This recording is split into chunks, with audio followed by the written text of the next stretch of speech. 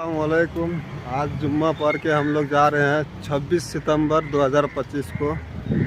देख रहे हैं हमारा मामू साहब को। लाइक कमेंट कीजिएगा दोस्तों।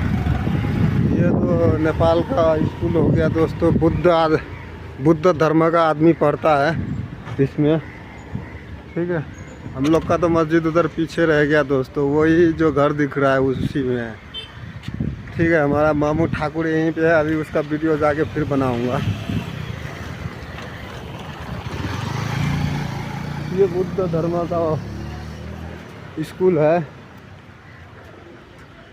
और इधर आदमी को सब जलाता है दोस्तों। क्या कीजिएगा, मरने के बाद तो इधर जलाना ही पड़ता है इंसान को,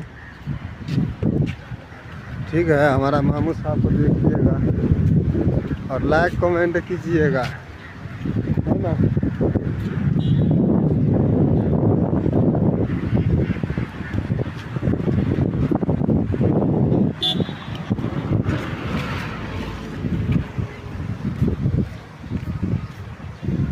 कहने ऐसे मुँह हम कुत्ता डाली तो सर।